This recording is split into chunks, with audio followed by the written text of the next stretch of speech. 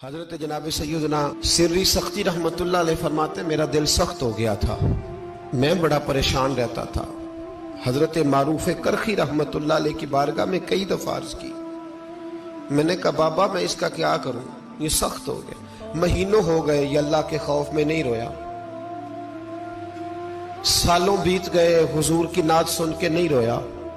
اب تو کتنا وقت گزر گیا ہے، اسے مدینے جانے کے لیے بھی رونا نہیں آتا، حضور یہ سخت ہو گیا ہے، کوئی رحمت کی نظر ہو، خشکی سی آ گئی ہے، عجیب سی میل چڑھ گئی ہے۔ فرماتے کئی دفعہ میں نے خواہش کا اظہار کیا۔ ایک دن نا عید کا دن تھا تو حضرت معروف کرخی نے ایک چھوٹا سا بچہ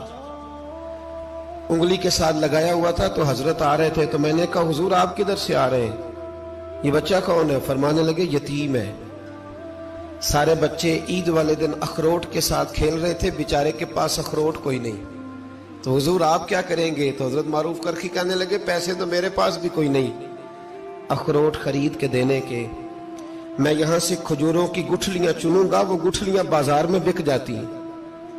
میں یہ گلیوں سے گٹھلیاں چنوں گا اور چن کے میں نے کہیں بیچوں گا، اور جب میں انہیں بیچوں گا تو پھر یتیم کے لیے 2-4 اخروٹ خریدنے کے قابل ہوں گا، پھر میں اسے اخروٹ خرید کے دوں گا۔ پتہ نہیں کہاں کی بات سنا رہا ہوں میں آپ کو، اور پتہ نہیں کہاں کا ذکر کر رہے ہیں بابا جی۔ بچہ یتیم ہے، بچے اخروٹ سے کھیل رہے تھے، اس کے پاس اخروٹ کوئی نہیں۔ بابا آج کا پیر تو معرفت کی بات کرتا ہے، تو یتیم کے لیے گٹھلیاں چننے چلا ہے۔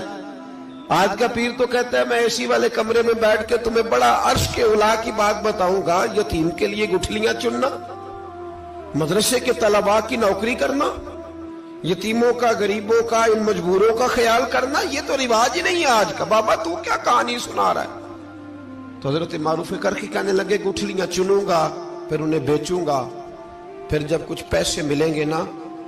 تو میں اسے اخروٹ خرید کے دوں گا، اور فرمانے لگے جب یہ اخروٹ سے کھیل کر ہنسے گا نا تو اللہ میرے دل کو سکون عطا فرمائے گا۔ میں گٹھلیاں چننے جا رہا ہوں، میں مزدوری کرنے، تیری تلاش میں پھرا میں جنگل، پہاڑ اور دشت میں۔ تو حضرت سری سختی فرماتے ہیں میرے گھر میں پیسے تھے، میں نے کہا حضور اگر یہ نوکری مجھے مل جائے تو میں غلام جو ہوا، اگر مجھے دے دے یہ نوکری تو میں نہ کر لوں؟ فرمانے لگے تو کر لے۔ فرماتے میں اس یتیم کو پہلے گھر لے گیا، وہاں سے میں نے پیسے لیے، پھر بازار لے گیا، کپڑے خریدے، اس کے لیے ٹوپی خریدی، پھر میں نے اسے 2 کھجوریں کھلائیں، پھر اخروٹ خرید کے دیے۔ حضرت سیدنا معروف کرخی کہتے ہیں اس کو میں نے چیزیں دے کے نا، وہ بچہ تھا، بچے ہی ہوتے ہیں، میں نے جب اسے اخروٹ دیے تو وہ دوڑنے لگا، میں بھی ہلکا ہلکا پیچھے چلنے لگا۔ فرماتے ہیں وہ جا کے بچوں کے گروہ میں مل گیا، وہاں درجنوں 20 بچے کھیل رہے تھے، وہ مل گیا، وہ کھیلتا رہا۔ آپ فرماتے ہیں لوگوں اس دن میرے رب نے میرے دل کو اپنے قرب کی لذت بھی عطا کی، اور میرا دل تھا میرے سینے پر ساری رات، تھا میرے سینے میں میرا دل، پر ساری رات میرے نبی کے قدموں کا طواف کرتا رہا ہے۔ اب نہ لگ گیا ہے، پاک ہوئے تے پاک بھی ملدا ہے، اے بنا پاکوں پاک نہیں ملدا۔ سادے وجود نو تون دے نالوں اکو تولا ٹکڑا دل دا، دل لگا کے، دل لگ جائے تو پھر وہ لگ جاتا ہے۔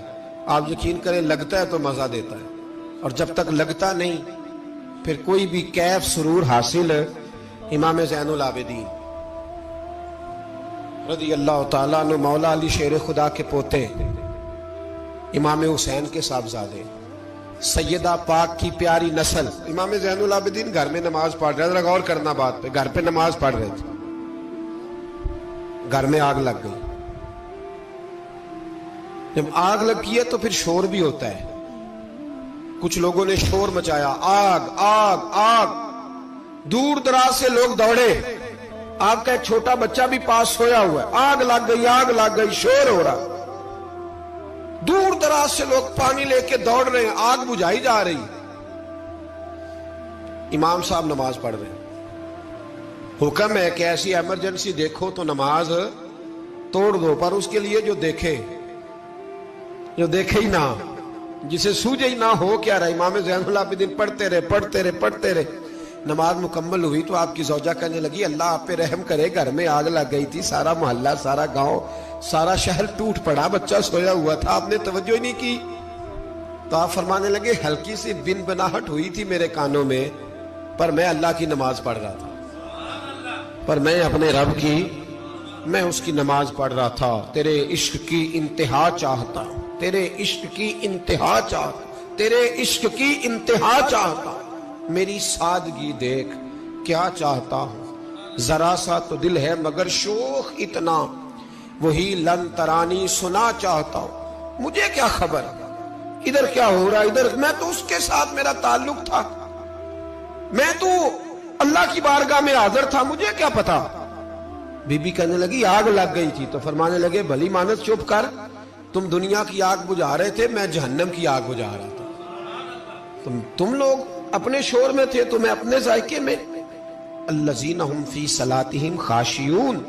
فرمایا یہ لوگ اپنی نمازوں میں عاجزی کر، دل لگا کے کرتے ہیں جو کرتے ہیں۔ اور بڑی خوبصورت مثال ہے، حضرت رومی نے لکھی ہے، بڑی مشہور بھی ہے۔